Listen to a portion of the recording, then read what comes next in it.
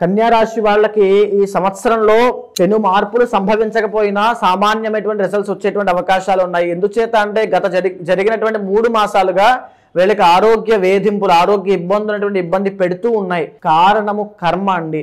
జ్యోతిష్య శాస్త్రానికి, వేదిక ఆస్ట్రాలజీకి మనం పడే ప్రతి బాధకి, సుఖానికి, అన్నిటికీ మూలము కర్మ.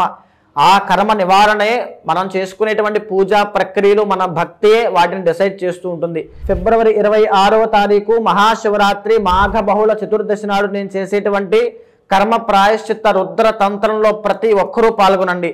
కన్యా రాశి వాళ్ళు ఎస్పెషల్లీ అందులో పాల్గొనడం వల్ల కన్యా రాశి వాళ్ళు గణపతి ఆరాధన చేసినట్లయితే అఖండ ఐశ్వర్యం సిద్ధిస్తుంది. కన్యా రాశి వాళ్ళు ఎవరు పాల్గొన్నా ఆ తంత్ర కార్యక్రమంలో ప్రతి ఒక్కరితోనూ గణపతి ఆరాధన చేయించి, శివ ఆరాధన చేయించడం వల్ల ఆ నిమిషం తక్షణమే కర్మ అనేటువంటిది నాశనం అయిపోతుంది.